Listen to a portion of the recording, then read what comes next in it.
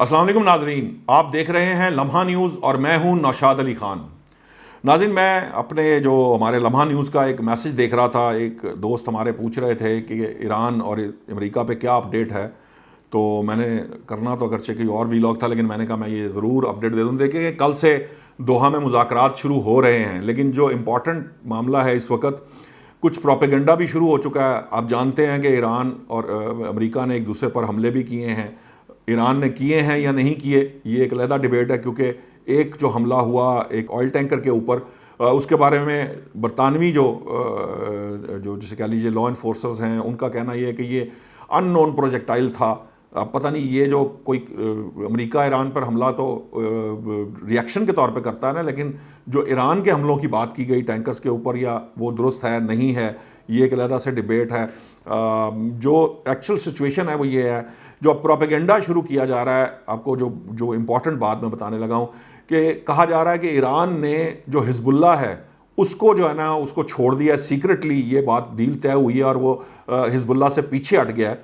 لیکن یہ پروپیگنڈا ہے۔ پروپیگنڈا کیوں کیا جا رہا ہے؟ اصل میں دونوں امریکہ اور ایران پوزیشن آف اسٹرینتھ سے کھیل رہے ہیں، اور پوزیشن آف اسٹرینتھ سے کھیلتے ہوئے ایران جو ہے وہ حزب اللہ کو نہیں چھوڑ سکتا، کیونکہ حزب اللہ اس کی طرف سے ایک پریشر گروپ ہے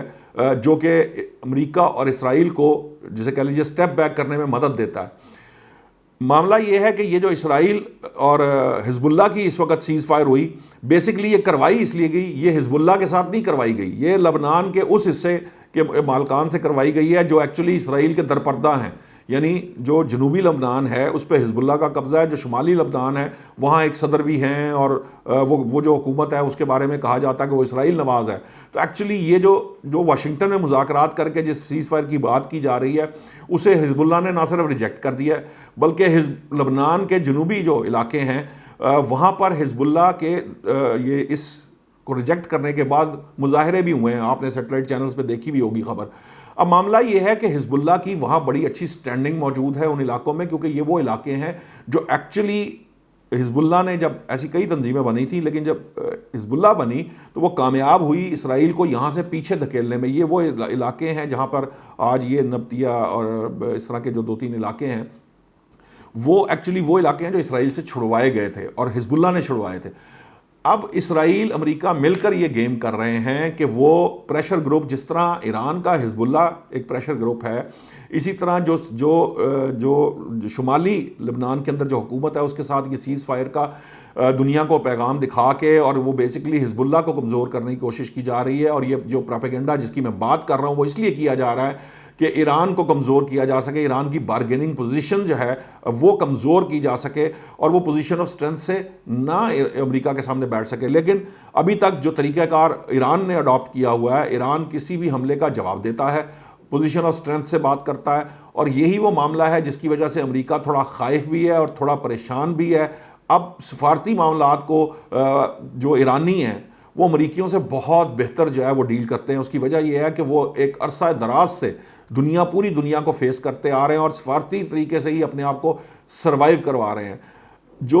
اچھی خبر یہ ہے کہ جو قطر کے اندر $6 ارب کی بات کی جا رہی تھی، وہ $6 ارب اب ایران کو ملنے لگے ہیں۔ ایران کو جیسے ہی یہ $6 ارب ملیں گے، ایرانی جو معیشت ہے اس کو سہارا ملے گا۔ ایران کی تیل یہ 60 دن کی جو ونڈو ہے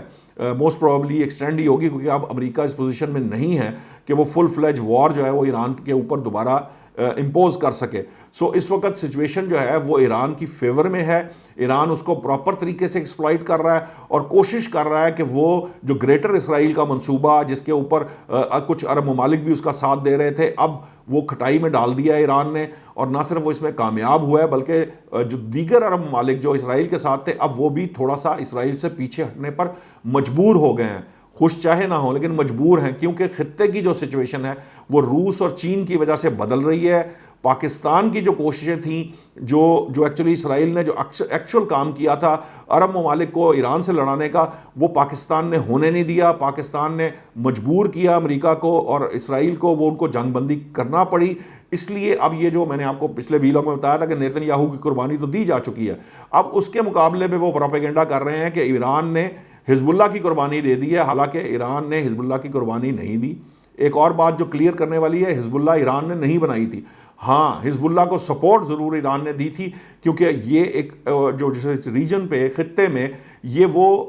الائی طاقتیں تھیں جن کی بنیاد پر یا جن کی وجہ سے ایران سروائیو کر رہا تھا، ورنہ اسرائیل جو ہے وہ بہت پہلے بہت سے ملکوں پر چڑھ دوڑتا. شام میں وہ کامیاب ہو گیا کیونکہ روس یوکرین جنگ میں پھنسا ہوا تھا، لیکن باہر طور ابھی جو ہے ایران اس وقت لبنان کو بھی اپنے قابو میں رکھے ہوئے ہے، حزب اللہ ان کے ساتھ ہے، اور جو پلس پوائنٹ ہے ایران کا وہ یہ ہے کہ سفارتی معاملات کے اندر ان کا ہاتھ اوپر ہے، اور وہ اچھی بارگین ڈیل لے رہے ہیں جس سے خطے کے اندر امن اور استحکام پیدا ہو سکتا ہے. اور سب سے بڑی خبر اور اچھی خبر یہ ہے کہ اسرائیل اپنے تمام تر جو اس کی جو سازشیں ہیں، جو طریقہ واردات ہے، وہ اب دنیا کو سمجھ آ رہا ہے. پاکستان اس میں ہیلپ آؤٹ کر رہا ہے، اور عرب ممالک جو ہیں ان کو بہت سی چیزیں سمجھ آ چکی ہیں. ایک خبر اور خوشی کی یہ ہے کہ سننے میں آ رہا ہے کہ امریکہ نے فیصلہ کیا ہے کہ وہ چند اڈے جو عرب ممالک میں موجود تھے وہ اب یہاں سے اٹھائے جا رہے ہیں، کیونکہ کویت اور ایک اور جو ایسا اڈا ہے جس کے اوپر اتنا زیادہ نقصان ہوا ہے کہ اگر وہ نقصان اس کے اوپر وہ بھرنے لگیں تو وہ ان کو بہت مہنگا پڑے گا. کئی جیسے کہہ لیجئے کہ billions and billions of dollar دوبارہ چاہیے قائم کرنے کے لیے ان کو. اس لیے امریکہ کے اندر یہ شاید سوچ پائی جا رہی ہے کہ ان اڈوں کو بند کر دیا جائے. اگر یہ اڈے بند ہو جاتے ہیں تو ایران کی ایک اور جیسے کہہ لیجئے کامیابی ہوگی، اور عرب ممالک کی بھی جان چھوٹ جائے گی جو اب عرب ممالک چاہتے ہیں، کیونکہ امریکہ نے جو